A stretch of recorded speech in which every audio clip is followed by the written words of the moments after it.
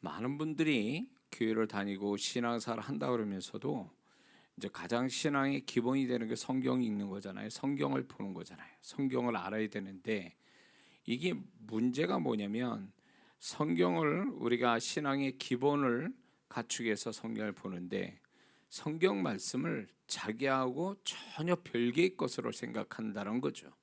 그러니까 성경은 그 성경 속에 있는 인물이나 모든 게 단회적으로 그 성경에 나오는 사람들의 사건이지 자기하고는 상관이 없는 것처럼 생각해요.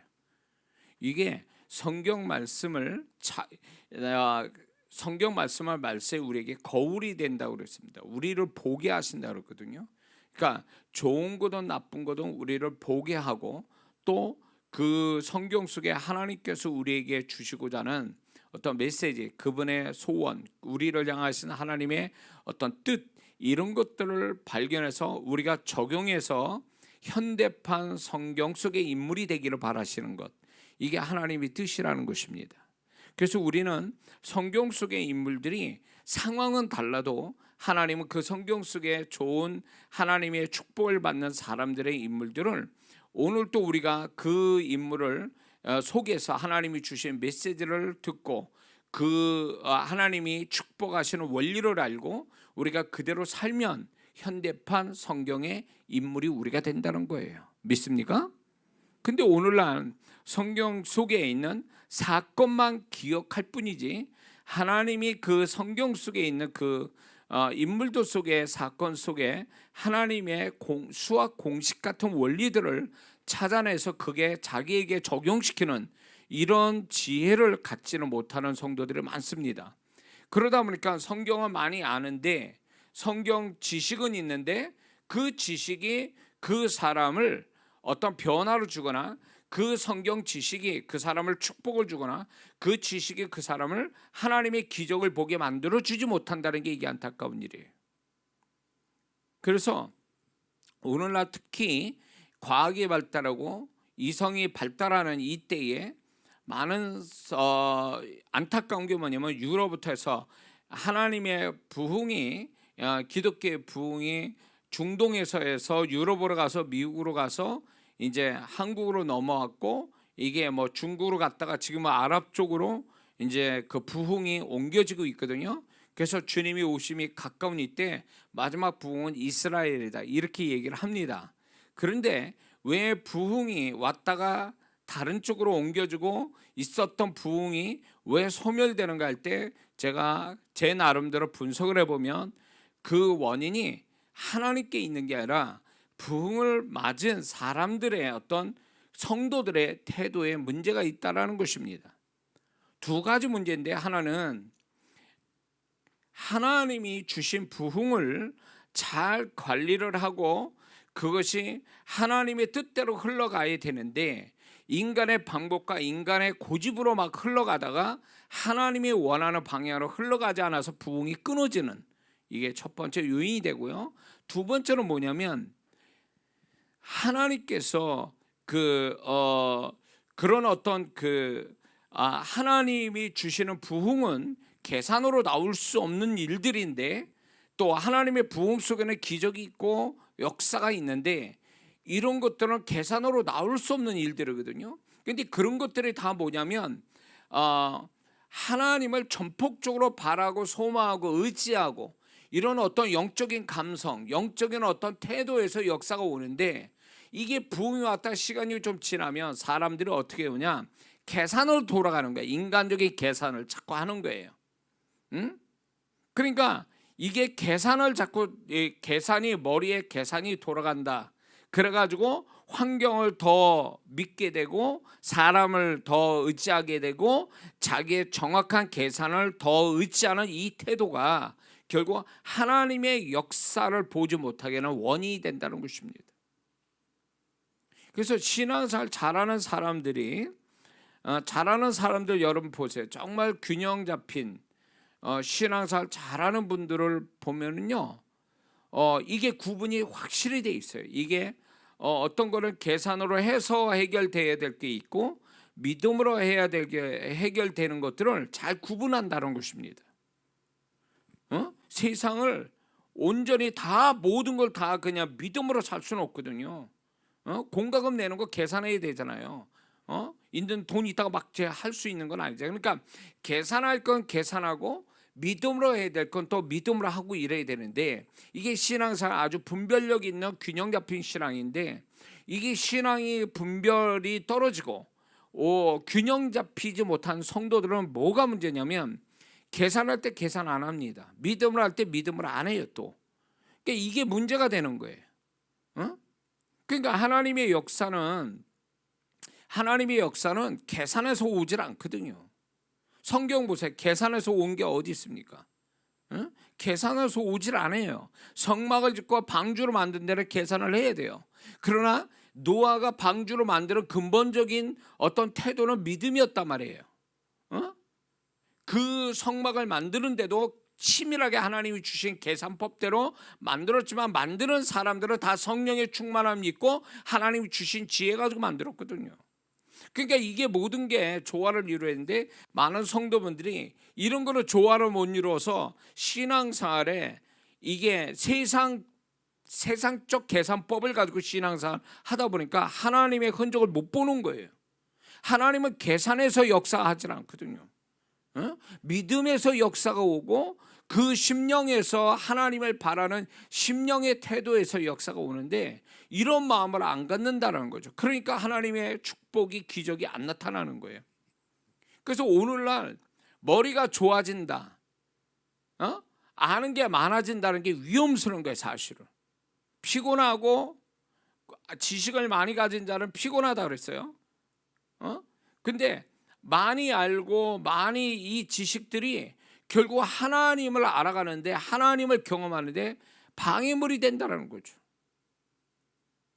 그래서 이게 하나님을 더 알아가기 위해서 그러면 바보가 돼야 되냐? 그건 아니죠. 균형 잡힌 조화 균형, 이성과 감성이 조화를 이루어야 되는데, 이성만 너무 앞세우다 보면 하나님 경험 못한다는 거예요. 그래서 왜 부흥이 왜 하나님이 중동에서 유럽 갔다 미국 갔다가 한국으로 넘으냐? 그리고 그들은 지금 영국이나 이런 데, 미국 같은 데도 교회가 이단들한테 넘어가고 술집으로 바뀌고 막 이런 어떤 것들이, 교회가 왜 그 모양이 됐느냐 할 때에 결국은요, 사람들이 하나님을 향한 감성을 잃어버린 거예요. 이성으로, 차가운 이성으로 신앙생활 하다 보니까 신앙의 어떤 그 열정은 사라지고 이성적으로 돌아가 버리니까 하나님을 안 찾게 되는 거죠. 그러니까 부흥은 끊어질 수밖에 없어요. 왜 한국 교회가 점점 침체되느냐? 이 침체하고 뭐하고 연결되어 있냐면 경제나 과학의 발달하고 연결되어 있어요. 제가 학생 때만 해도 그때는 신앙생활하는 사람이 정말로 뭐 문제만 있으면 교회 찾아오고 교회에서 밤새도록 기도하고 찬양하고 예배드리고, 그렇게 해서 다 문제를 해결했고 자녀들을 그렇게 양육을 해서 다 잘 됐어요. 근데 지금 그렇게 합니까? 안 하잖아요. 그렇게 안 한다고요. 그런 고생 안 한다고 해요. 소위 말해서 영적인 고생을 안 하려고 그래요. 그러다 보니까 이게 과학의 발달과 이 경제의 발달이 결국 편안함을 주고, 이 편안함이 교회까지 들어와서 편안하게 신앙생활하는 그것이 이성적으로 돌아가는 데다가 편안함을 찾게 되니까 하나님의 역사를 보기에는 너무 멀다, 그 얘기예요. 홈페이지에 보면 간증하신 분들이, 그분들은요 바보가 아니에요. 그분들이 모자란 분들이 아니라고요. 그분들은 하나님을 경험하기 위해서 어떻게 보면 하나님께 올인하거나 아니면 하나님에 대한 집중력이 뛰어난 분들이에요. 거기다 하나님에 대한 감성을 가지고 하나님을 찾는 사람이었기 때문에 역사가 오는 거지, 설렁설렁 대충 하는 데서 역사 안 온단 말이에요. 구경꾼처럼 들어온 사람도 있을 거예요. 이장호 목사 뭐 얘기 하나 하고, 그런 분들은 아무런 도움이 안 돼요. 이거는 뭐 차가운 판단하겠죠. 뭐 이장호 목사 어쩌고 저쩌고, 그게 뭐 그분한테 무슨 역사 오겠어요. 중요한 건 내가 중요한 게 아니잖아요. 그분이 들어왔으면 그분이 주님을 만나서 주님의 축복을 봐야 될 분들이 그런 식으로 판단한다면 결국 자기만 손해나는. 근데 신앙생활이 이렇게 한단 말이에요. 사람들이 이렇게. 이게 문제인 거예요. 그래서 우리는 조심해야 돼요. 경제가 발달하고 과학이 발달해서 이성이 발달하고 많은 걸 안다라는 그 자체가 하나님을 알아가고 하나님을 경험하는데 굉장히 위험스럽다는 거예요. 그게 잘못된 건 아니지만 위험스러워요. 하나님을 좀 더 순전한 마음으로 감성을 가지고 하나님을 만나는데 이게 방해 요소를 한다는 그 얘기예요. 어떤 하나님이 역사를 보는데 제일 원수짓 하는 게 뭔지 아세요? 자기 자신이에요. 자기 자신은 뭔지 아세요? 머리 계산으로 돌아가는 자기 머리하고 싸워야 돼요. 나는 가슴은 믿음인데 머리는 계산하고 있어. 에? 여러분들 이게 얘기하면 실감 날 거예요. 제가 하나님의 역사, 저도 개인적으로 이런 어떤 믿음의 기적들을 저도 경험하고 지금까지 살아왔는데 제일 방해되는 요소가 내 머리예요. 내 머리. 내가 계산하고 있는 거, 환경을 자꾸 믿으려고 하는 거, 수치적으로 나와 있는 아주 확실한 진리처럼 세상 사람 믿는 진리와 같은 수치를 믿으려고 하는 그거하고 끊임없이 싸워야 돼요. 응? 그래야 하나님의 역사로 본단 말이에요. 그래서 우리는 하나님의 역사로 보는데 믿음이 절대적인데 이 믿음을 갉아먹는 것들이 얼마나 많은지 몰라요.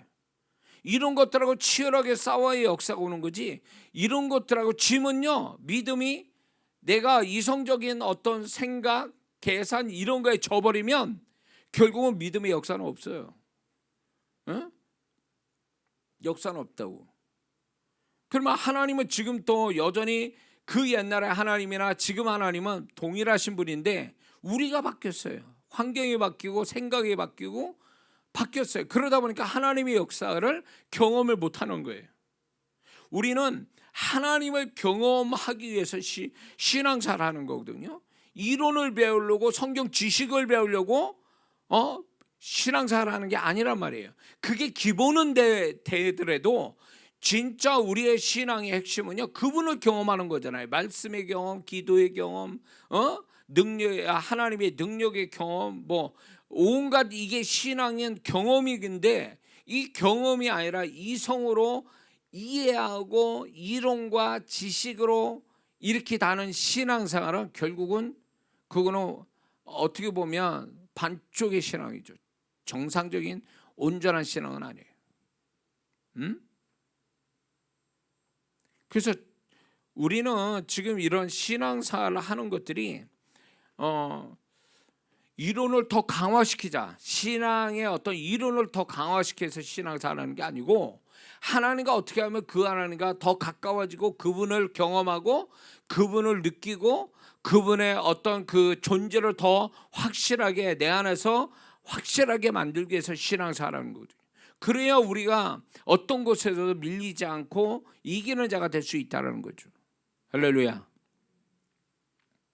자, 그래서 얘기는 다시 돌아와서 우리가 이제 성경 속의 인물들이 되라고 우리에게 성경을 기록해 놓고 우리를 지금 보게 하고 듣게 하시는 건데, 우리가 과연 그런 성경 속의 잘못된 인물을 통해서 우리가 경계 삼고 내가 문제가 뭔지 그 사람을 통해서 그런 걸 발견하고, 또 성경 속에 하나님이 사랑하고 축복하고 이런 사람들 통해서 내가 가져야 될 게 뭐고 나는 어떻게 하면 저 사람과 될 수 있을까를 우리 자신이 스스로 신앙의 수준에서 그걸 발견해가는, 이게 성경을 아는 맛이거든요.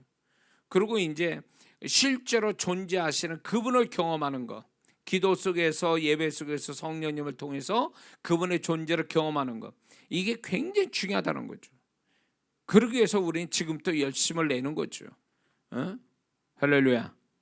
자, 그래서 우리가 이제 형통의 사람이 되는 것이 하나님의 뜻이에요. 성경에 보면 중요한 인물들, 성경 속의 중요한 인물들 다 형통의 사람이었다는 거죠.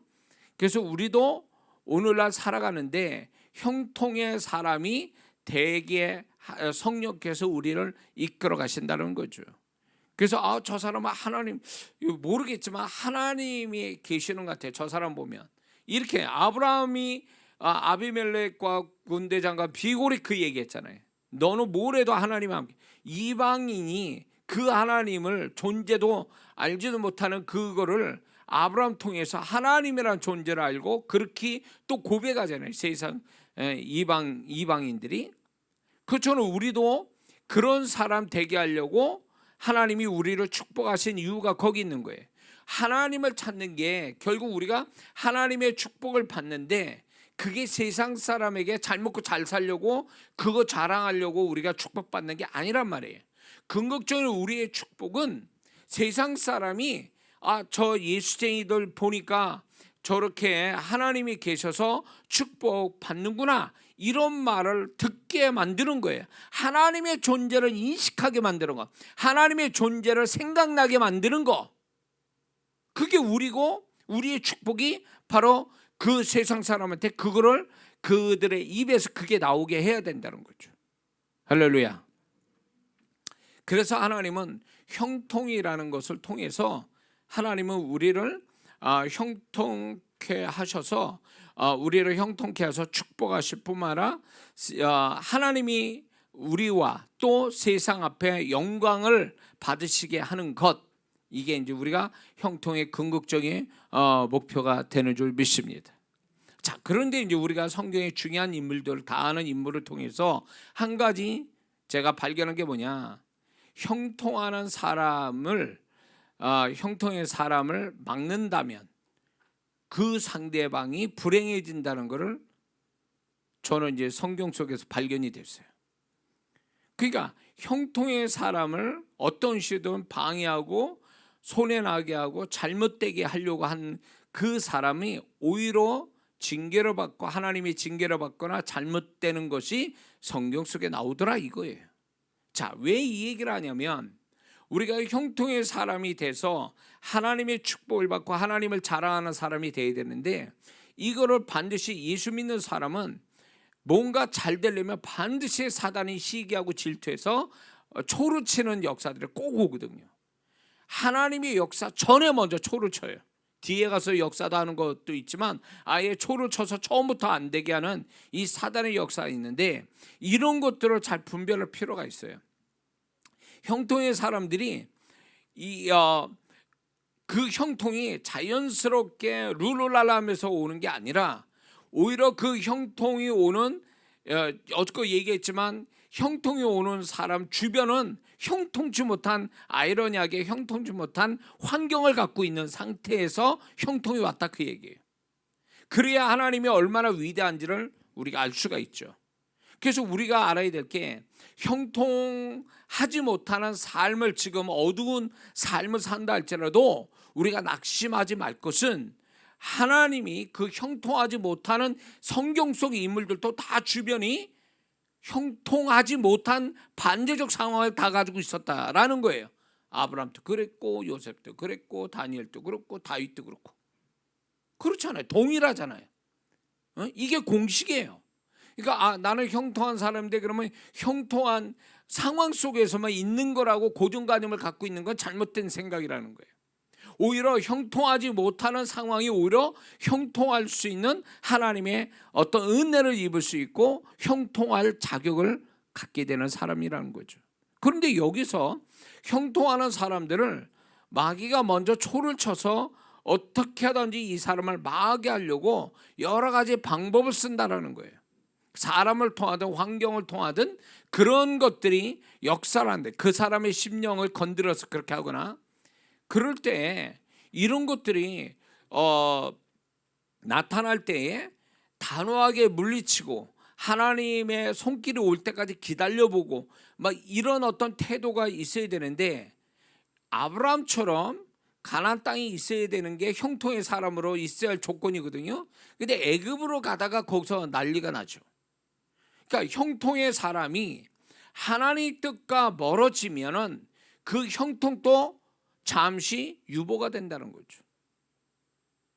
그래서 형통의 사람이 되는 것은요, 그 사람이 형통이 왔다 그래서 아무렇게나 해도 형통은 계속 유지되는 게 아니라 하나님이 원하시는 그 틀 안에 있을 때만이 하나님이 그 형통을 유지시켜 주신다는 거예요.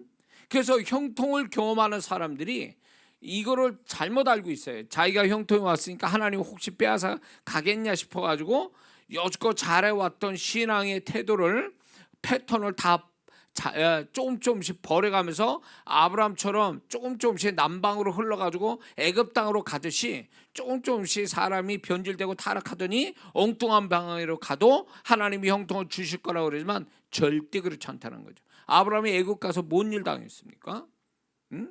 결국 바로와 아비멜렉에게 마누라 빼앗겼잖아요. 사실은 권력 앞에. 그건 비극이잖아요. 풍지박산되는 집안이. 그 틀에서 벗어났다 이거야. 하나님이 원하시는 틀에서 가나안 땅이라는 그 안에서 있어야 될 거를 애굽으로 가면서 봉변을 당하는 거죠. 그러니까 형통의 사람은 결코 그 형통의 하나님이 주신 틀에서 벗어나면 큰일 난다. 그래야 왜 형통이 계속 오지 않느냐 할 때 그 사람이 하나님이 안 주시는 게 아니라 그 사람이 형통이 소멸될 수밖에 없는 태도를 가지고 있다는 거죠. 그거를 분명해야 된다는 거죠.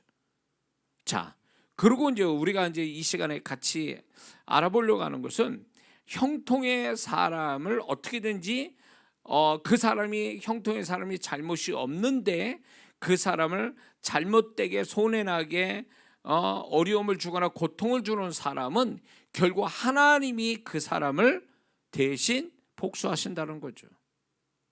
성경이 그 얘기를 하고 있습니다. 아브라함이 결국 뭡니까? 그 가나안 땅 가는 게 애굽으로 가는 게 잘못된 거예요. 그럼에도 불구하고 바로와 아비멜렉에게 마누라 빼앗기는 그 상황 속에 권력 앞에 어쩔 수 없이 뺏길 때 하나님이 개입하시잖아요. 그들을 징계하시잖아요. 징계하려고 작정하고 계셨잖아요.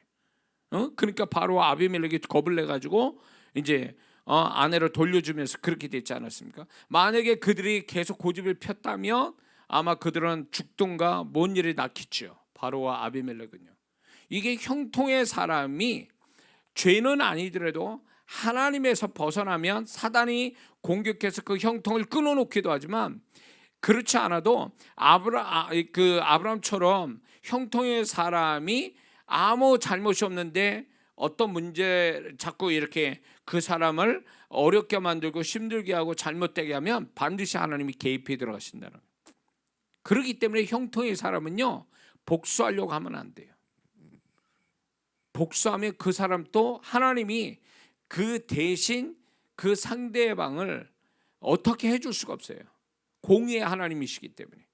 그래서 형통의 사람은요 기다려야 돼요. 하나님께 맡기고 기다려야 돼요. 당장은 손해보는 것 같아도 결국은 하나님이 다시 모든 걸 원점으로 돌아가게 하신다는 거죠.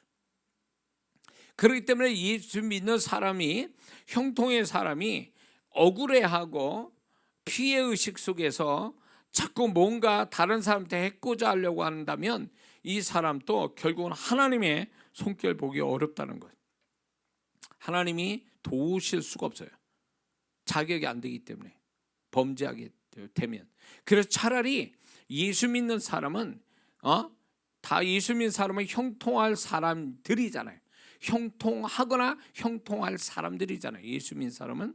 그렇기 때문에 하나님이 또 말씀하죠. 원수 감수는 내게 있으니 그 원수를 내게 맡겨라 이렇게 말씀하거든요. 그분이 처리하신다는 거예요. 그래서 예수 믿는 사람은 직접 그 죄를 져가면서 나를 어렵게 한 사람을 정말로 죄 져가면서 복수를 하는 것은 위험하다. 하나님이 도우시질 않아요. 그러면 그 사람도 하나의 또 죄를 범하게 있기 때문에 하나님이 대신 갚아줄 수는 없다. 그래서 차라리 손해보고 피해자가 돼서 하나님께 맡겨두는 것이 시간을 흘러가 보면 하나님이 반드시 처리하신다는 거 우리는 이것을 알아야 될 줄 믿습니다.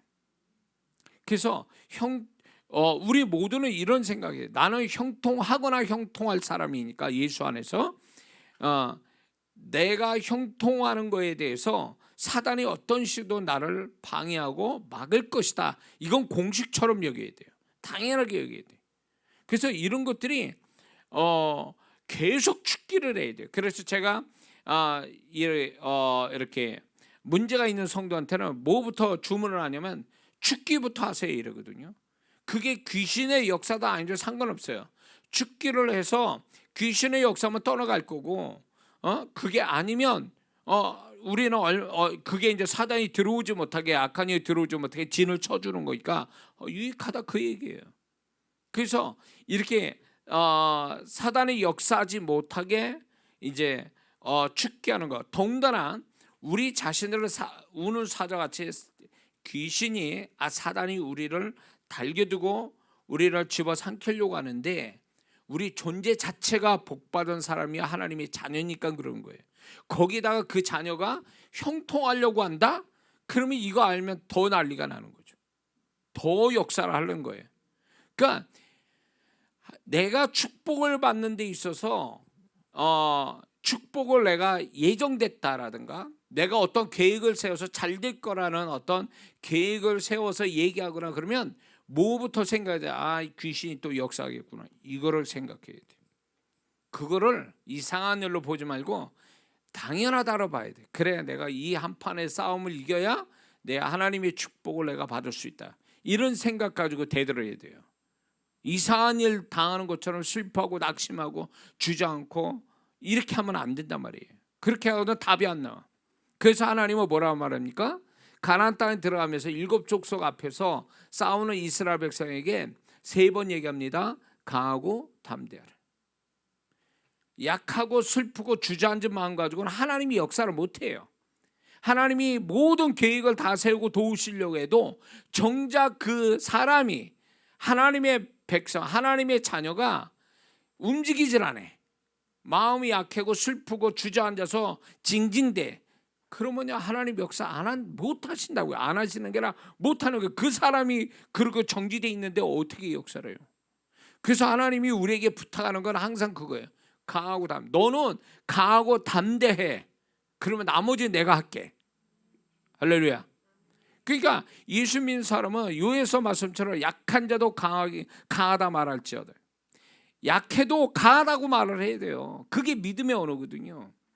그렇게 해야 우리가 하나님이 날 돕지, 내가 맨날 약하고 징징거리고 이러면요, 하나님 또 도울 방법이 없어요. 너 불쌍해 이렇게만 얘기하시지 그 사람에게 뭔가로 역사할 어떤 통로가 없는 거예요. 그렇게 나와버리면. 그러니까 하나님이 불쌍히 여겨주시는 것밖에 없어. 뭔가 그 영혼을 위해서 역사해 주는 건 없단 말이에요. 불쌍히 여기고 알아주는 것뿐이지 역사는 없다 그거예요. 왜?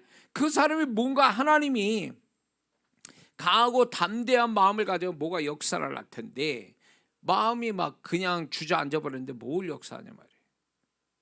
이거는요, 그러니까 왜 하나님은 다 하실 수 있는데 왜 나를 그렇게 하면 내 마음도 뭐 어떻게 해서 좀 어떻게 해줄 수 있는 거 아닙니까? 이거 잘 들으세요. 하나님은 우리 인간을 만들어 놓고 뭘 주셨냐면 자유의지라는 걸 주셨어요. 자유의지. 그 자유의지가 하나님 또 이겨먹을 수 있는 거예요. 하나님 또 이기는 게 인간의 자유의지라고요. 보세요. 예수 안 믿겠다고 딱 말해놓으면 아무리 예수님이 십자가 지고 죽으셨고 전도자를 통해서 복음을 얘기했는데 안 받으면 끝이에요. 그게 그렇게 위대하다고. 인간의 그 자유의지라는 게 정말 잘 쓰면 복인데 잘못 쓰면 자기 영혼도 죽이는 거예요. 그게.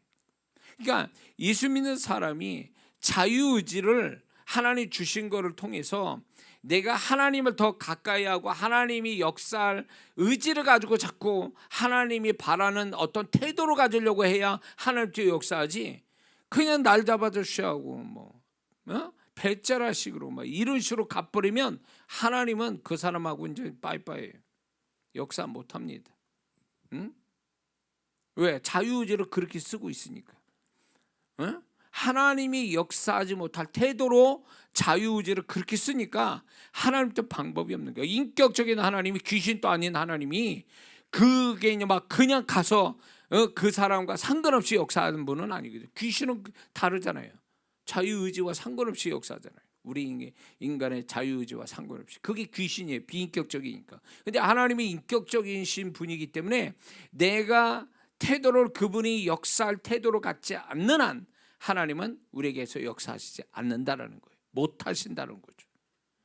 그런 많은 성, 왜 하나님 나한테 역사 안 하십니까? 야, 너 지금 뭐 하고 있니? 응? 너 지금 나한테 어떤 태도를 보이고 있어? 응? 넌 지금 내가 역사하지 못하게 하고 있잖아. 너 지금 말도 부정적이요, 생각도 부정적이요, 마음은 우울과 슬픔과 절망과 이런 마음으로 잔뜩 가지고 움직이지 않고 방 안에 처박혀 가지고 그렇게 있는데 무슨 역사 오고 있어? 안 해요. 하나님 역사 못 하세요. 하나님이 아무리 절망적인 사람이라도 하나님 앞에 숨쉬는 사람, 하나님의 마음을 여는 사람이 돼야 하나님이 개입해서 역사하지. 자기가 하나님에게서도 등을 돌리는데 무슨 역사 오겠냐고. 역사 안 와요. 그러니까 우리가 하나님이 뭔가 역사하실 수 있도록 내가 그분이 원하는 어떤 태도, 마음의 태도, 언어의 태도, 어떤 신앙의 태도를 기본적으로 가지고 있어야 돼요. 그래야 하나님이 그 다음에 일하실 거 일하시게 하는 거예요. 할렐루야. 예. 그러니까 가만히 있는 데서 하나님 어떻게 해주세요. 이렇게 말하면 큰일 났네. 그거는 말 하나 많아요. 그거는 하나 많아요. 그런 말들은요. 자, 그래서 우리가 형통의 사람이 형통이 오기 전에 사단이 그렇게 역사를 막 이 모양 저 모양으로 막 역사할 때 당연하게 여기고 그런 것들은 다 물리칠 수 있다. 하나님이 형통을 작정했다면 그런 것들은 아무것도 아니다 하고 예수의 이름을 물리치는 그런 어떤 담대함이 있어야 되고, 그래야 그런 것들이 떠나가지. 그런 것 때문에 부들부들 떨고 하나님을 더 크게 보고 형통을 더 크게 봐야 될 사람이 귀신 역사를 또 이렇게 나를 불행하게 만드는 쪽으로 더 그걸 크게 보고 있다면 하나님도 어떻게 방법이 없다 그 얘기예요. 어느 쪽으로 볼 거냐, 그건 내 선택이죠. 내가 의지를 가지고 어떤 쪽으로 바라볼 건가는 내 선택이에요. 그러나 하나님이 바라시는 쪽으로 선택하면 하나님이 도우시지만 내 의지를 가지고 잘못된 쪽으로 선택해버리면 하나님도 방법이 없다 그 얘기예요. 이해가 되시죠? 그러니까 같이 하나님을 섬기는, 내가 하나님 자녀 돼서 하나님을 모시고 사는데 누구는 하나님을 풍성히 경험하고 누구는 하나님을 경험 못하는 이유가 여기 있는 거예요. 응? 차별 주시는 게 아니야. 하나님이 차별 주시는 게 아니라 그 사람이 어떤 태도로 보이냐, 하나님 앞에 어떤 태도를 보이냐에 따라 하나님이 풍성히 나타나실 거냐 아예 안 나타나실 거냐, 그건 결정은 누가 하느냐? 하나님이 하시는 게 아니에요. 내가 하는 거지. 내가 내가 어떻게 나오냐에 따라 하나님 또 어떻게 나오는가가 결정나는 거예요. 근데 많은 성도들은 그걸 착각해가지고 나는 가만히 있어도 하나님이 다 알아서 해주셔야 이게 맞다, 이게 하나님이다. 아니요. 어디서 배운 거야 도대체 신앙을? 어디서? 어떻게 누가 그렇게 가르쳤어요? 그렇게 성경을, 말씀을. 자, 무슨 말인지 이해가 되시죠? 그래서 아브라함 경우에는 형통의 사람이에요. 복의 근원이라고 그랬잖아요. 형통의 사람인데 바로와 아비멜렉이 형통의 사람을 건드니까 하나님 직접 개입해 들어가시죠. 자, 요셉, 우리가 다 아는 요셉도 그런 거죠. 요셉이 형통의 사람이라 했잖아요. 그 형통케 하는 사람까지 됐잖아요. 그런데 이거를 이제 막은 자가 보디발 아내였잖아요. 근데 보디발 아내가 요셉이 바로 총리된 다음에 보디발 아내가 정말 요셉의 악심품 모습을 죽었죠 벌써. 죽였다는 소리가 없다면, 성경 구절 없다면 살려놓은 거죠. 그러니까 이 보디발 아내는 정말로 이 형통의 사람을 건들다가 정말 죽을 수밖에 없는 거예요. 다른 사람처럼 벌써 죽은 거예요. 그 집안이 완전히 다 몰살당할 수 있는 거죠. 보디발부터 그 가족이 다 몰살당할 수 있죠. 뭐 그때 당시 연대 책임이었으니까 모든 게. 그러니까 그렇게 됐는데 요셉을 건드려서 그렇게 된 거예요. 억울하게 만들었단 말이에요. 근데 여기서 우리가 알아야 될 게, 형통의 사람은요 억울한 일을 당해도 그게 억울한 걸로 끝나는 게 아니라 그것이 전화위복, 반전, 역전의 기회가 되게 한다는 거죠. 이게 형통의 사람의 모습이에요. 그러니까 내가 이 보디발 아내 같이 억울한 일을 당했어도 그냥 참고 견디고 하나님께 맡겨놓으면 그 어려움, 억울함이 결국 하나님이 더 새로운 축복으로 나아가게 하나님이 만들어 주시는 게 이게 형통의 사람이에요. 믿습니까? 요셉을 통해서 보여주셨잖아요. 응? 그러니까 우리도 그럴 수 있어요. 우리가 억울한 여러분도 살아오면서 억울한 일 많이 당하면 안 되지만 저도 이제 억울한 일을 당한 경험이 있는데 저는 이제 기다렸죠. 근데 억울한 일을 제 사역 속에 정말 저는 이제 하나님의 뜻대로 사역을 하고 있었는데 저를 억울하게 만든 사람 있었죠. 근데 주님이 뭐라냐면 너무 그게 억울해서 어떤 일이 저는 그런 눈물을 흘려본 적이 없어요.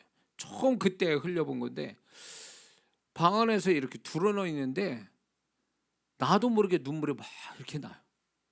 난 그런 눈물을 흘려본 적이 없는 사람이. 그러니까 내 안에서 이게 너무나 억울하고 너무 슬프니까 슬픈 감정은 없는데도 불구하고 내 영이 굉장히 고통스러운지 눈물을 그냥 나도 모르게 막 하염없이 나오는 거예요. 그러니까 어느 정도 고통이 컸는지 저는 그때 당시 또 이렇게 보면은 이제 고통이 컸으니까 그런 눈물을 흘렸겠죠. 근데 주님이 뭐라 그러면 2년 기다려라. 2년.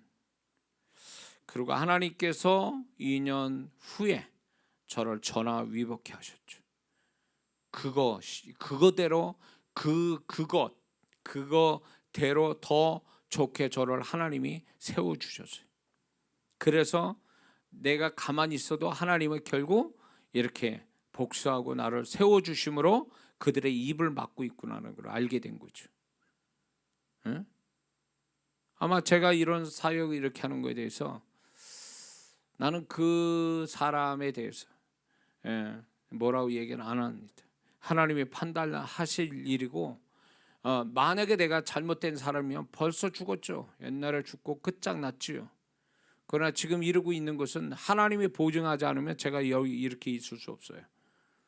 그러니까 그거를 더 배운 것 같아요. 저는 좋은 일에서 하나님을 경험했다라기보다도 그렇지 않는 일로 하나님을 더 기다리고 하나님을 의지해서 하나님이 어떻게 나타나는지를 제가 더 많이 경험한 사람이기 때문에 그래서 그런 부분에 대해서 확실한 건 하나예요. 뭐냐면 시간이 지나면 하나님이 판단하세요. 그 판단이 숨어서 비밀리 판단해 주시는 게 아니라 공의로 다 드러나게 모두가 다 알게 드러나게 하세요. 그렇기 때문에 여러분들이 요셉같이 그런 일이 있다면 내가 형통한 사람이기 때문에 그런 사단이 공격이 왔다라고 생각하고 기다려야 돼요. 그러면 그게 오히려 더 그 형통한 사람이 잠시는 고통이 있어도 그걸로 인해서 더 잘 되는 하나님의 은혜, 하나님의 기회가 요셉처럼 온다라는 거예요. 믿습니까? 저는 이거를 요셉을 좋아하는 이유가 거기 있어요. 제가 그런 삶을 살아왔기 때문에 그런 부분에 대해서 요셉의 결말을 저도 하나님께서 똑같지 않더라도 그런 결말을 주고 계시고 지금 또 계속 주고 계시기 때문에 그래서 여러분들이 형통할 사람이고 형통하고 있다면 이런 사단의 공격 앞에 억울하고 다 파토시키고 막 이렇게 손해 나게 해도 그냥 기다리세요. 복수하려고 하지 마세요. 죄 짓지 마세요. 기다려보면 하나님이 아주 모든 사람이 알게 다 그거를 판단해 주실 날이 와요. 오히려 그러면서 하나님은 오히려 그 사람을 고통의 시간들을 보낸 것에 대한 보상이 반드시 새로운 축복으로 기회를 주신다는 거예요. 할렐루야. 믿어주십니까? 이건 믿으셔야 돼요. 제 이야기가 아니에요. 제 어떤 논리나 제가 어떤 철학도 아니고 주장이 아니에요. 성경의 인물들이 그렇게 말을 해주고 있잖아요. 할렐루야. 다윗을 보면 다윗도 형통의 사람인데 사울이 죽이려고 얼마나 애를 썼습니까? 시기와 질투심으로. 다윗이 얼마나 고통을 받는 시간들을 가졌어요? 어떻게 됐습니까? 우리 다 아는 결과 아시죠? 사울이 다윗을 죽이려는 그 모습 그대로 그는 결국은 블레셋 싸움에서 세 아들과 전쟁터에서 죽게 되죠. 남을 죽이려고 했던 그 사울이 결국 자기가 죽죠. 그것도 아들 셋과 함께 죽어요. 이게 형통한 사람을 건들며 이런 일이 벌어진다는 거예요. 형통한 사람이 그래서 죽었습니까? 다윗이 아니잖아요. 다윗은 죽지 않고 하나님의 결국 통합 이스라엘 왕이 오히려 되고, 사울은 결국 세 아들과 함께 죽음을 맞이합니다. 그렇게 죽이려 했던 그 다윗이 오히려 죽임을 당하는 그런 사람이 되죠. 그러므로 우리는 이 다윗을 보면서도 다윗이 하나님의 택한 사람이요 형통한 사람을 이렇게 이유도 없이 어떤 이런 것을 형통의 사람을 망하게 하는 것은 지극히 위험하다는 거예요. 그 사람을 건드는 게 위험하다는 거예요. 그래서 하나님이 축복하는 사람, 형통한 사람, 하나님이 붙잡고 있는 사람을 건들면 문제가 돼요. 이거는 그냥 하는 얘기 아니라 이게 성경에서 나타나는 원리예요.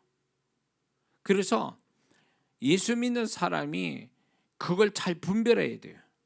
잘못하면 믿는 사람끼리 잘못 이렇게 하다가 정말 하나님이 오히려 믿는 자는 징계받으면 안 되고 복을 받아야 할 사람이 이런 원리나 이런 거를 몰라가지고 이렇게 잘못되다가 결국 징계받는 경우도 있다라는 거죠. 사울이 어떤 사람이에요? 하나님이 세운 왕이잖아요. 초대 왕. 하나님이 세우고 백성이 인기를 얻고 왕이 된 사람이잖아요. 초대 왕이. 그러면 그렇게 하나님이 세운 왕인데도 불구하고 다윗을 죽이지 못해서 안달난 그 사울 왕이 결국 비극적인 인물이 되는 것은 그 형통의 사람을 애매하게 잘못 없는 다윗을 죽이려고 하는 데서부터 자기 불행이 시작된 거예요. 그러면 예수 믿는 사람도요, 누군가에게 손해보면 손해봐야지 개인이 죄짓고 다른 사람 피해 주면 이 사람이 아무리 하나님의 은혜와 축복받을 사람이라도 그것은 사라지게 돼 있다는 거죠. 오히려 징계를 받을 수 있다라는 것에 대해서 우리는 조심해야 될 줄 믿습니다. 다니엘을 보면 다니엘도 형통의 사람이라 분명히 말씀하고 있죠. 그러나 이 다니엘을 모함하는 총리와 고관들, 그래서 다니엘이 사자굴에 던짐을 받지만 결국 그 던지려고 했던 사람들이 오히려 그들이 이제 죽임을 당하죠. 사자굴에 들어가게 되죠. 이게 다 보면요, 형통의 사람을 잘못되게 잘못이 없는데 건들면 이런 일이 벌어진다는 것을 얘기하는데, 그래서 형통의 사람은 결국은 인내하는 법을 가져야 돼요. 하나님이 어떻게 하실 때까지 기다리는 법을 배워야 돼요.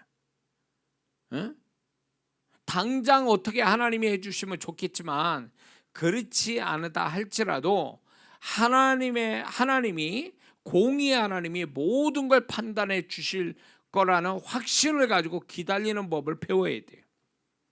그러기 위해서는 형통의 사람이 겸손한 마음을 가지고 살아야 돼요. 겸손치 않고 교만하면요, 교만 자체가 또 다툼을 만들지만 교만한 사람은 또 죄짓기 쉬워요.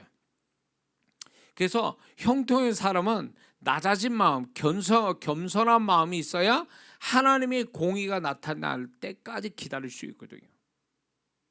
그래서 낮아진 마음, 겸손한 마음이 견딜 수 있게 해주고 인내할 수 있는 마음을 주세요. 그래서 우리가 세상을 살아가면서 억울하고 손해보는 일, 그런 일도 겪잖아요. 그럴 때 우리가 할 수 있는 것은요, 하나님께 모든 걸 말해놔야 돼요. 어떤 사람이 이래요. 하나님께 말해놓지 않고 자기 안에다 마음에다 꼭꼭 담아두는 사람 있죠. 이렇게 하나님께 말하지도 않고 사람한테 말하지도 않아요. 또 그 내성적이고 조심스럽고 이렇게 그런 사람 있죠. 소극적이고 내성적이고 뭐 이런 사람들은요, 신앙 안에서도요, 하나님께 말도 안 해, 사람한테도 말도 안 해. 그러면 어떻게 하냐? 자기만 안에서 삭힌다고 생각해요. 이렇게 꼭꼭 담아둔다고 그래요. 그럼 어떻게 될 것 같아요? 마음 골병듭니다. 골병들어요. 병든다고, 마음이. 우리는 우리의 불행과 모든 부정적인 거를 다 담아둘 만한 심령이 아니란 말이에요, 우리는. 근데 착한 사람, 내성적인 사람, 말이 없는 사람들은 그걸 다 담아둘 수 있다고 생각하고 있는 거예요. 그래서 담아뒀다가 사람이 잘못되는 거예요. 마음의 깊은 병이 결국 육체의 치명적인 병으로 발전하는 거예요. 응? 왜 예수 믿는 사람이 그래야 되냐고. 왜 예수 믿는 사람이? 응? 하나님이 계신데, 하나님이 시편에도 시시때때로 하나님께 마음을 토하라고 하나님을 말씀하고 있는데 왜 하나님 앞에까지도 말을 안 하냐고요. 그러니까 그 사람에 있는 걸 다 토해내야 사는데 하나님께 토해내지를 않으니까 골병드는 거예요, 그게. 응? 인간이 왜 변질되고 타락하고 사람이 좀 정신적으로 문제가 되는 이유는 자기의 속에 있는 걸 하나님께 털어놓지 않아서 그래요. 털어놔야 돼. 응? 저는 병원 전도하다가 이런 사람들 봤어요. 이 관절을, 이 연골을 이렇게 소위 그 인공 연골을 넣어서 이렇게 하는 그분을 전도하게 됐는데, 주님께서 뭐라 하냐면 저 병은 남편을 원망하고 미워하는 데서 생긴 병이다, 이렇게 얘기했어요. 저한테 성령께서 얘기하시더라고요. 그게 물어봤어요. 그랬더니 폭력 남편 때문에 쭉 이렇게 도망쳐 나와서 따로 사시다가 그 병이 걸린 거예요. 루마티스, 관절염, 거기다 이 연골마저도 잘못돼 가지고 염증 생겨가지고 인공 연골을 넣어야 되는 상황이 되는데, 성령께서 그걸 가르치는 거예요. 저 여인은 남편으로 인해서 원망과 미움으로 그 병이 생긴 거다. 그 얘기하니까 이분이 울먹울먹하는 거예요. 그러면서 자기 이야기를 하더라고요, 그 얘기를. 그러니까 피해자지만 내면적으로는 그분 또 가해자가 되고 있는 거예요. 원망, 미움, 분노, 이런 것들이 결국 그 여인을 치명적인 병을 만든 거예요. 그래서 이게 마음의 병이 깊어지면 원망, 분노, 미움이 강해지면 이게 뭐야, 아드레날린 뭐 이런 것들이 염증 그 저기가 이제 돌아다니면서 관절 쪽으로 들어가는 거죠. 그래서 관절의 통증을 많이 느낀다고 그래요. 그래서 이게 우리가 이렇게 하나님 앞에 마음을 이렇게 쏟아내야 그 사람이 살고, 그래야 형통의 사람으로의 어떤 모습을 제대로 갖추고 있어야 하나님 또 어떻게 역사를 하지. 내가 다 골병들어 죽게 생겼어, 내면이 엉망진창이야, 그러면 하나님 또 어떻게 해줄 방법이 없어요. 응? 아니 건강해야 뭐 음식도 맛있는 걸 갖다 주고 뭐 이러지. 중환자실에 들어가서 죽 먹는데 거기다 무슨 좋은 음식 갖다 줘야 무슨 소리 있어요? 못 먹지. 그거 똑같은 거예요. 심령이 바로 돼 있어야 하나님이 뭐 복수를 해주시고 뭐 뭔가 더 하나님이 더 좋은 일을 주시도록 이끌어가지. 본인이 다 거반 죽게 됐는데 무슨 하나님은 어떻게 역사하냐 말이에요, 거기에서. 그러니까 그거는 하나님 탓이 아니에요.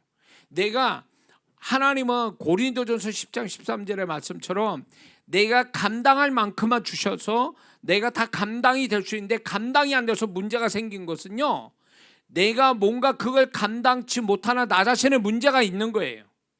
나 자신의 문제가 있는 거예요. 응? 내가 감당 못하고 하나님께 맡겨서 내가 거기서부터 좀 자유하고 그거로 하나님이 주신 은혜로 감당해야 되는데 혼자서 다 감당한다고 그러다가 망하는 자가 된 거지. 혼자서 다 감당이 될 수 있는 게 아니라니까. 우리 인생은 예수 믿는 사람은 고린도전서 10장 13절 감당치 못할 시험을 허락지 아니하고 감당할 점에 피하게 주신다. 감당할 만큼만 주신다 그랬는데 그 감당할 만큼이 나 혼자 모든 걸 다 감당할 만큼이 아니에요. 그거는 하나님이 도우시고 내가 최선을 다할 때 그게 감당할 만큼이지, 하나님이 안 도와주시면요 그건 감당치 못할 것들이에요 사실은. 그러니까 많은 그리스도인들이 하나님의 도우심을 받으면서 감당해야 될 거를 하나님 도움 안 받고 혼자서 해보려고 그러다가 잘못되는 거죠. 그러다가 잘못되는 거예요. 그러다가.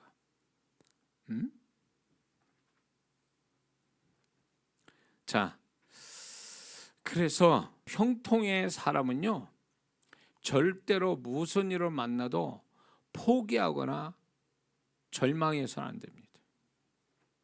잠깐은 그럴 수 있는데 계속 그러면 안 돼요. 그러면 하나님이 그 사람 통해서 뭔가를 일을 하셔야 되는데 그 사람 자체가 쓰러져 버리면 하나님도 할 방법이 없어요. 그렇게 되면. 그래서 어떻게 되냐, 내가 형통할 사람인데 문제가 막 나도 원치 않는 내가 잘못했는데 막 문제 생기잖아요. 그러면 이 문제를 푸는데 첫 번째가 뭐냐, 나부터 살아야 돼.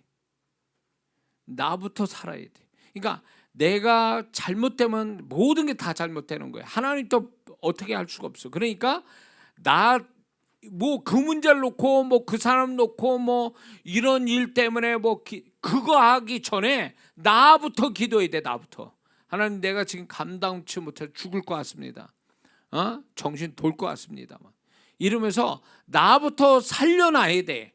그래야 하나님이 나를 통해서 일하시지. 나는 다 죽어가는데 무슨 문제 해결해달라고 어떻게 해달라고 그러는 것은 순서가 잘못된 거예요. 그거는 순서가 잘못됐다고.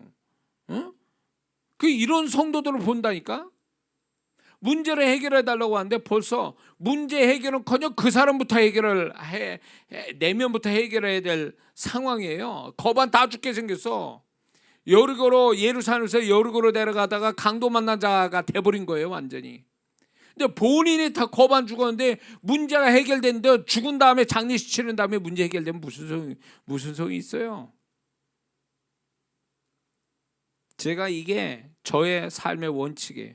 문제가 생기면 나부터 지키고 나부터 축복해야 되겠다. 그래야 내가 감당해야 돼. 나는 지금 내가 문제보다 더 심각한 건 나야. 그런데 내 문제를 해결할 생각을 안 해. 그러면서 문제만 해결하다가 사람이 이상해지는 거예요. 그런 경험 해봤습니까? 이건 잘못된 거예요. 해결의 순서가 잘못된 거예요. 해결의 순서. 그래서 문제를 뭐 만나면 저는 하나님 내 심령부터 이렇게 지켜주세요. 고쳐주세요. 하나님 내가 더 하나님께 기도할 마음 주세요. 뭐 이러면서 나를 먼저 축복해야 돼. 이거를 감당할 수 있는 자는 나밖에 없는데 내가 쓰러졌는데 누가 감당해 주냐고.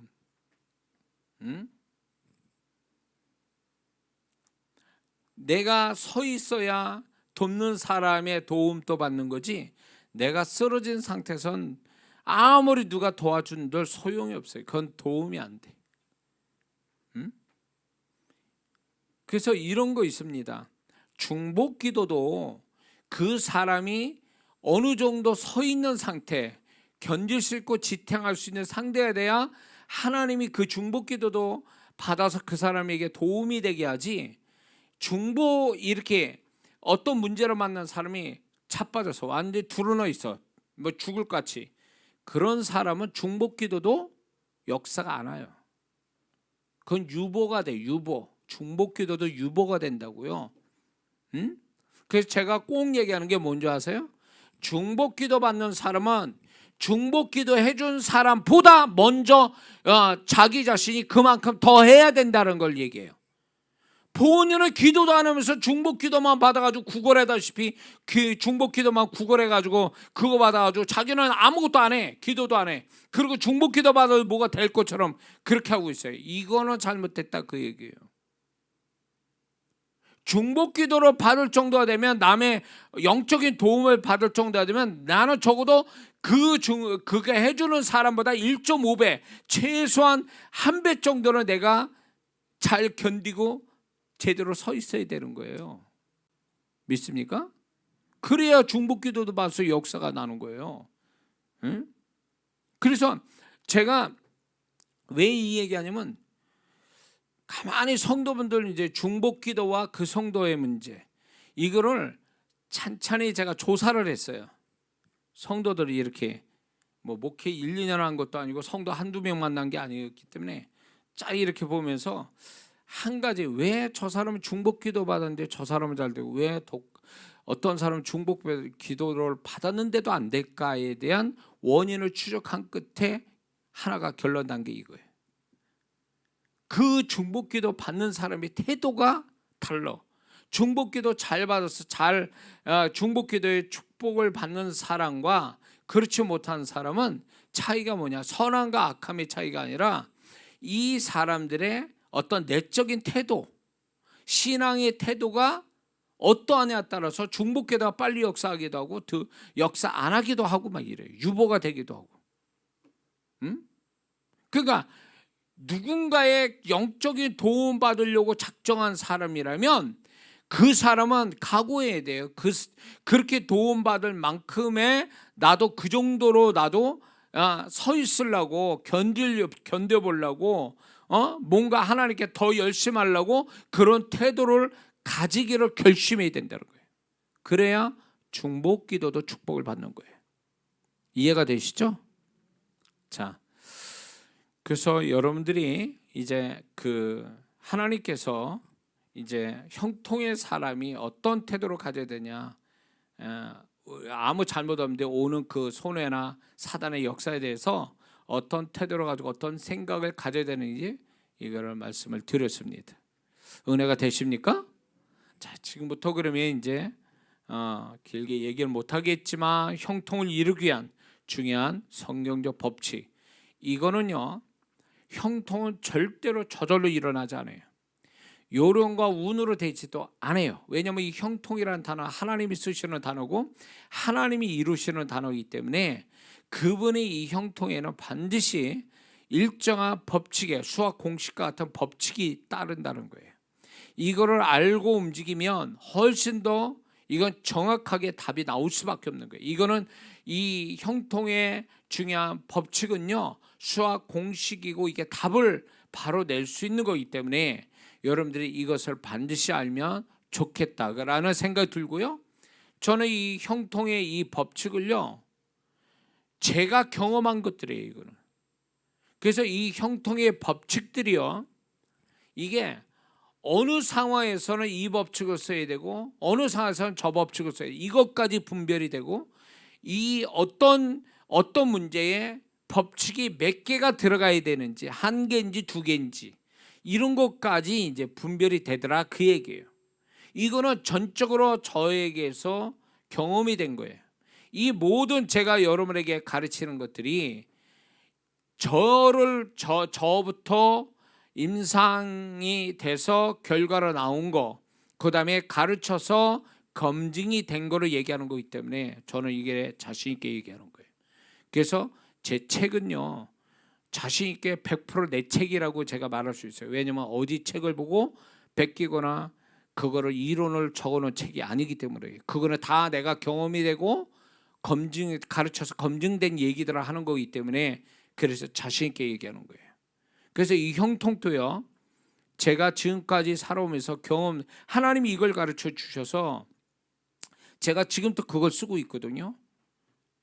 지금 20년 동안 제가 교회바깥에 사역하면서 이게 본격적으로 형통의 법칙을 쓰기 시작했는데, 잘 모르다가 그런 거를 하나의 현상을 보고 하나님이 공식을 만들어 주신 거예요. 근데 그게 다 성경에 있는 공식이죠. 이거를 여러분들이 같이 나누다 보면 반드시 하나님께서 여러분도 형통이 어찌하다가 오는 게 아니라 일정한 법칙에 따라 오는 것을 이제 경험할 수 있게 될 줄로 믿습니다. 자, 그래서 하나님이 우리를 형통을 주시기 원하는데 그 형통은 결국은 하나의 일정한 법칙에 따라 움직인다. 그리고 하나님께서 이 형통을 주시려고 할 때에 어떤 법칙을 써야 될지, 몇 가지 법칙을 써야 될지를 성령께서 이끌어 가신다는 거 분명히 알고 우리가 이제 지금부터 이거를 잘 기억해 두시면서 여러분의 삶에 적용했으면 좋겠습니다. 자, 첫 번째는 우리가 다 아는 것처럼 심고 거둠의 법칙이에요. 갈라디아서 6장 7절 말씀이 있죠. 사람이 무엇을 심든지 그대로 거두. 이게 굉장히, 이거는요 자연 법칙일 뿐만 아니라 우주 법칙이에요. 영적인 법칙에도 이게 다 통해요. 이 심고 거둠의 법칙, 이게 제일 커요. 법칙 중에 아주 굉장히 중요하면서도 기본이 되는 형통의 법칙입니다. 그런데 이 심고 거둠의 법칙을 여러분들 우습게 보면 안 됩니다. 이거를 저는 항상 강조하고, 저도 성령께서 늘 이 부분을 강조를 늘 많이 했어요. 그러니까 여러 가지 법칙 중에 이게 한 50%는 차지해요. 이 심고 거둠의 법칙이.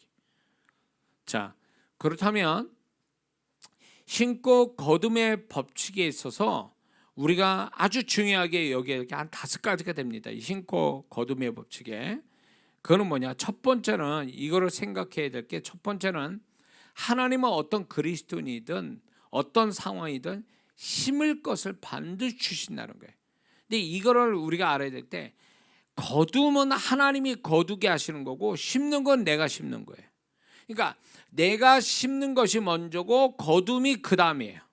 근데 심는 건 내가 하고 거둠은 그분이 주시기 때문에 내가 심지 않으면 거둠의 축복도 없다라는 것이 아주 대원칙이에요. 근데 많은 성도분들이 하나님이 뭔가를 거두게 하시려고 계획하셨는데, 문제는 뭐냐면 이 사람이 심지를 않는 거예요. 심는 게 없으니까 자연히 거둠이 없는 거예요. 하나님이 거둠의 축복을 줄 수가 없는 거예요. 그래서 하나님이 이 심고 거둠의 법칙은 구약의 약속의 형태하고 똑같아요. 구약의 하나님의 약속의 형태는 뭡니까? 네가 뭐뭐 하면 내가 뭐뭐 할게, 이거거든요. 그러니까 구약의 하나님의 언약의 형태가 지금 심고 거둠의 법칙 동일한 건데, 그래서 내가 먼저 뭘 해야 하나님이 그 다음에 뒤따라 하신다는 거예요. 그래서 아무것도 안 하는 사람은 아무 일도 안 일어나요. 그 사람은요. 아주 이거는 뭐 분명한 거예요. 어린애도 다 하는 얘기예요. 아무것도 안 하면 아무 일도 안 일어난다. 그러나 심으면 하나님이 거둠을 약속해 주시는 거예요. 자, 그런데 심고 거둠에서 5가지가 중요한 게 있는데, 첫 번째가 바로 그거예요. 어떤 사회도 어떤 상황이든 간에 어떤 그리스도인 간에 하나님은 심을 것을 먼저 주신다는 거예요. 심을 것이 없는 데서 거두게 하신 분이 아니거든요. 그래서 고린도 후서 9장 10절을 보면, 심는 자에게 씨와 먹을 양식을 주시는 이가 너의 심을 것을 주사 풍성하게 하시고, 이렇게 말씀해요. 그래서 하나님은 어떤 사람에게 거둠의 축복을 주시기 위해서 먼저 하시는 하나님의 작업이 뭐냐? 심을 걸 먼저 주신다는 거예요. 이 심을 걸 주시는 것은 꼭 뭐가 아니면 이 종자씨, 농부가 봄에 씨 뿌릴 종자씨 있잖아요. 그거 같은 거예요. 종자씨, 종잣돈, 이런 거 같은 거예요. 이런 거를 아예 안 주시고 심어라? 하나님 그런 분 아니에요. 우리를 거두게 해서 심으라고 그러지만, 심으라고 그럴 때 반드시 하나님께서 심을 최소한의 것을 주시고 심게 하시거든요. 주시고. 근데 이게 문제가 뭐냐면, 가난의식 있는 사람, 가난의식, 없는 거 타령하고 더 있기를 바라고 남이 뭘 주기를 바라고 자기는 없다라고 하는 이 가난의식이 있는 사람은요, 하나님이 심으라고 주신 것조차도 그게 아무것도 아닌 것처럼 나는 아무것도 없는데 이런 사람이 있어요. 아무것도 없다면 그 사람은 아무것도 얻지를 못합니다. 그래서 하나님이 제 사역 속에도 보면 하나님께서 축복을 하시는데 네가 있는 거 다 내라 그러는 거예요. 그래서 어디까지 역사님 제 사역에 참석한 분들은 이거 경험을 해보신 적이 많을 거예요. 그게 뭐냐면 전 특별히 그 통장, 어떤 분이 어떤 은행에 돈이 얼마 있는지 이거를 다 보여주세요. 근데 그게 놀라운 게 그 사람의 전 재산이에요. 그 통장 그 액수가. 근데 하나님 그걸 드려라. 너는 누구에게 줘라 이렇게 얘기해요. 근데 그게 상식적으로 안 맞죠. 근데 놀라운 거는 그렇게 함으로 해서 하나님이 5배, 10배 이렇게 채워주시는 걸 또 경험해요. 간증이 있다고요. 응? 그게 뭐냐? 하나님은요 없는 자에게 더 있게 하시려고 그 사람에게 최소한의 가진 것조차도 심게 만드는 거야. 너 혼자 갖고 있다면 썩어 없어진다. 너만 먹고 없어지는 거다. 그렇기 때문에 네가 풍성히 거두려면 농부가 아무리 배고파도 종자씨는 안 먹거든요. 왜냐면 그것까지 먹으면 내년에 아무것도 뿌릴 게 없으니까 거둘 것도 없으니까 농부는 굶어 죽어도 종자씨는 가지고 있는 거거든요. 똑같이 하나님께서 네가 너 배고프다 다 먹어 채추면 너는 내가 너에게 줄 게 없다라는 거예요. 그러므로 그거를 이제 심으라는 거예요. 심어야만이 네가 얻을 수 있는 거다. 이렇게 얘기해요. 그러니까 심는다라는 것이 결국 자기를 위해서 먹어 없애버리는 게 아니라 자기 바깥에 어디에다가 뭔가를 뿌려야 된다는 얘기예요. 그래서 하나님은 심는 거를 이렇게 주시면서 많은 사람을 하나님 저도 그랬어요. 저도 애써서 뭐 집회하고 이렇게 하면 그 돈을 다 주라는 거죠. 이렇게 집에 올 때는 교통비밖에 없어요. 어떤 때는 그런 것조차도 없어요. 제가 미국 가는데 이건 뭐 미국에 있는 지금 그 목사는 들을지 모르겠네. 미국 가는데 2주간을 가는데 비행기 값 네가 대라. 거기 가서 집회하는데 사례비 받지 마라. 세미나 하는데 돈 받지 마라. 완전히 저는 그냥 거기 가서 비행기 값 나도 되고 거기서 잠만 자고 밥만 주는 거예요. 그렇게 하나님이 하고 계시더라고. 그게 심는 거라는 거야. 너는 지금 거기 가는 건 너 심는 거야. 그건 네가 뭐 얻으려고 하지 마. 너는 오로지 장래를 위해서 믿음으로 심어야 되는 거야. 그러니까 그냥 가라는 거야. 그래서 거기서 사례비를 줘도 못 받는 거야. 하나님이 받지 말랐으니까. 그건 심는 거라니까. 그래가지고 이제 그 목사님한테 다 드리고 오히려 내가 받은 사례비를 그 목사님 다 드리고 이렇게 왔단 말이에요. 근데 하나님이 한국에서 몇 배 이상을 하나님이 저한테 또 주시더라고요. 그게 심은 것이 돼가지고 돌아오는 날 공항에서 기가 막히더라고요. 그러니까 하나님은 내가 더 풍성히 하나님 주시기 원하셔서 테스트하는 게 뭐냐면 네가 먼저 심으라는 거예요. 계산하지 말고 심으라. 정말 그렇게 심었더니 하나님 이게 한두 번 경험한 게 아니에요. 그래서 제가 형통을 자신 있게 얘기하는 거는 액수의 문제가 아니라 하나님이 저를 이끌어 왔고 또 많은 성도분들을 그렇게 해서 축복을 받게 했기 때문에 이거는 굉장한 거예요. 이거는 뭐 이론으로 얘기하는 게 아니에요. 이론 간증하자면 뭐 굉장히 많죠. 제가 20년 사역했으니까. 그러니까 하나님은 반드시 심을 걸 준다는 거예요. 그러니까 없습니다. 나 아무것도 없어요. 이래요. 하나님 그런 분 아니에요. 자기가 있는데 없다라고 하는 거고 가난의식이 있으니까 있는데도 내 심을 마음이 없고 심는 게 인색하고 심는 거 계산하니까 없다라고 얘기하지 하나님은 그 사람 축복해서 다 심을 걸 이미 주시거든요.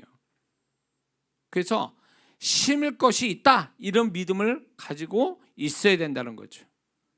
이해가 되십니까? 두 번째는 무엇을 심어야 될지를 알아야 된다는 거예요. 심는데 하나님이 무엇을 심기를 원하시는지를 알아야 된다는 거죠. 이게 돈인지 시간인지 몸인지 뭔지 하여튼 하나님이 뭘 심어야 될지를 알고 있어야 돼요. 어느 분은 이런 분도 있어요. 전도 간증에서 보면은 병이 있는 사람인데 하나님이 야 너 전도해라. 그래가지고 전도를 해서 욕 먹고 전도를 했더니 어느새 그 사람이 욕 먹고 막 전도하고 힘들게 전도했는데 병이 났어요. 실제 간증이 있어요. 그런 거죠. 또 어느 분은 전도를 하는데 또 이분은 다른 거예요. 전도를 사업이 다 망했어. 전도를 하라는 거예요. 그 와중에 전도를 하니까 하나님이 도울 사람이 붙여진 거예요. 사람을 향하여 전도를 하니까 사람을 붙여주신 거예요. 한 사람은 병을 고쳐주시고 한 사람은 이렇게 도움되는 사람을 붙여주시고, 그러니까 뭘 심어야 될지를 하나님이 알려주신다는 거예요. 그걸 심으라는 거예요. 그거를. 이해가 되십니까? 그래서 하나님이 심어야 될 것이 뭔지를 가르치면 그걸 심어야 돼. 그거를. 그러면 하나님이 그게 정확하니까 하나님이 역사를 하신단 말이에요. 근데 엉뚱한 거 심어가지고 거두미의 축복을 못 받는 사람이 있어요. 하나님이 심으라는 것만 심으라고 엉뚱한 거 심지 말고. 예?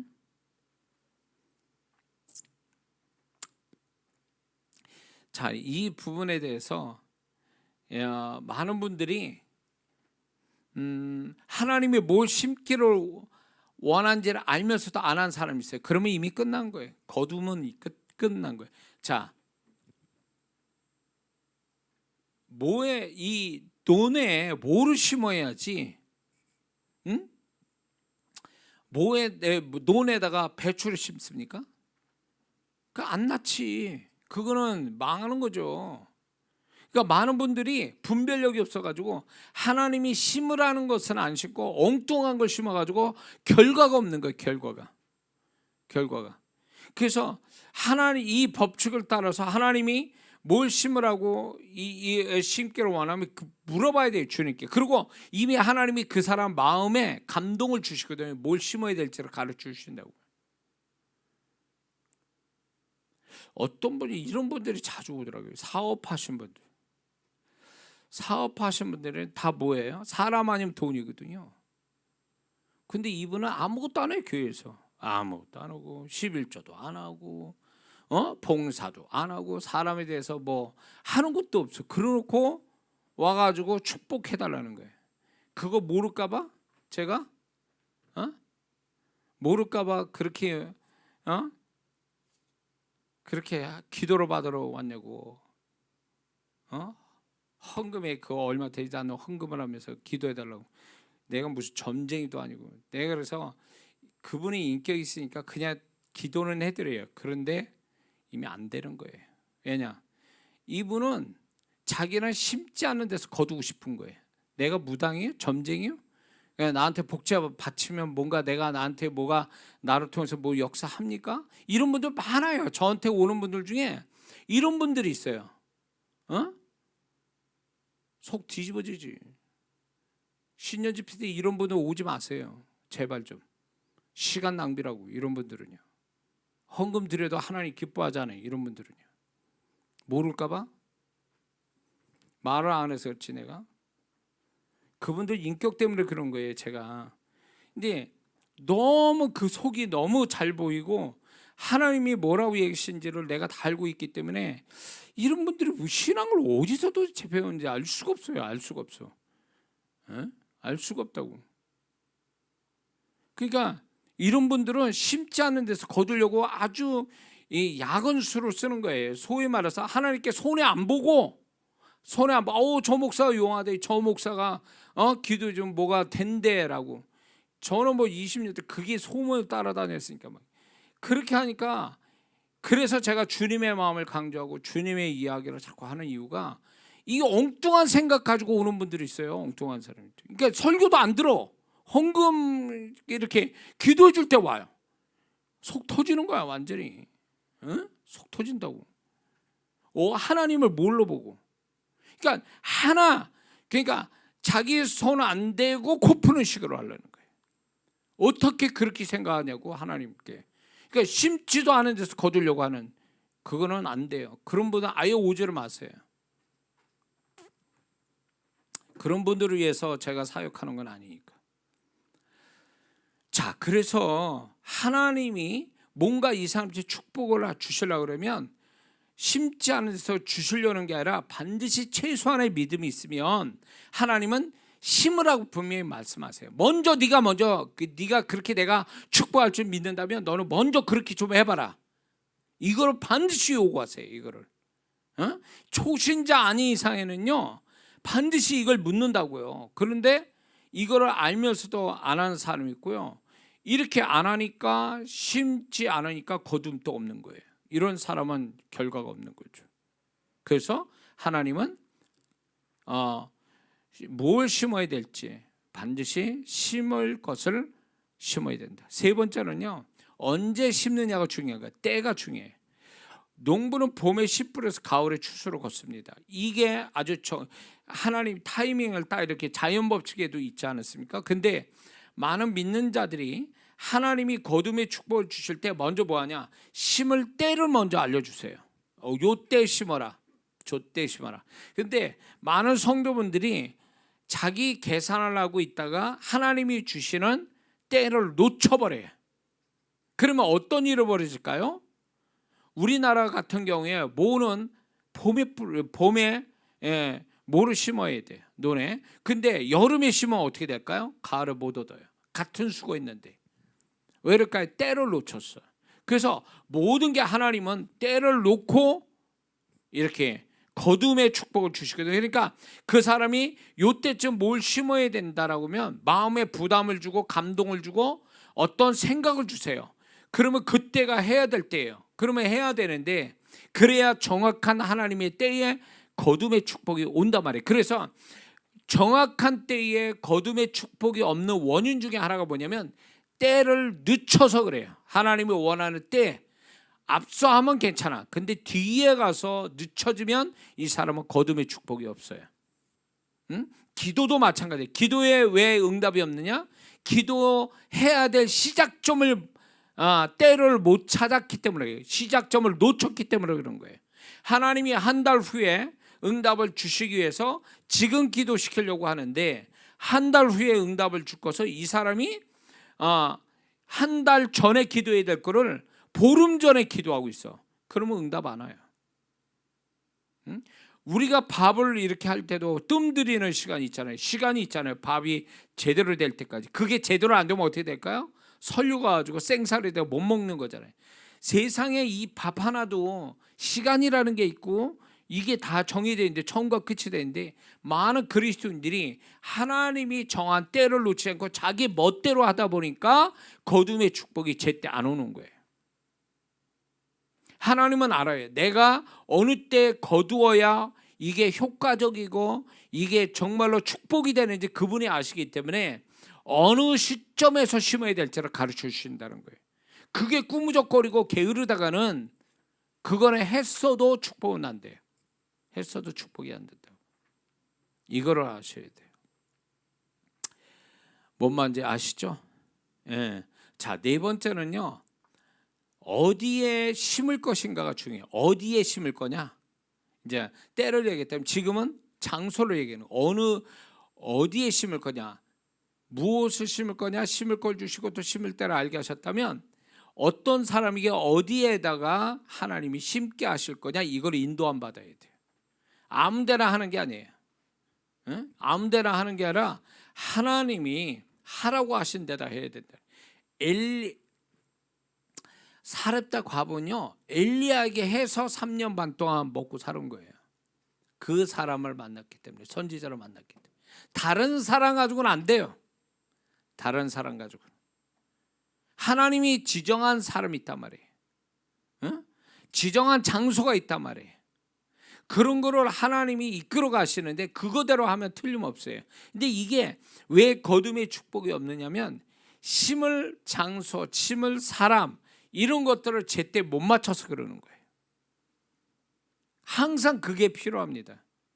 그러니까 저는 하나님의 어떤 제가 만약에 예를 들어서 물질을 어디에다 심어야 된다. 제가 이제 지금까지 사역해 오면서 교회에다가 뭐 개인에게 뭐 이런 이제 제가 심는 것들이 있었는데 그 심을 때 정말 하나님 저 사람 맞습니까?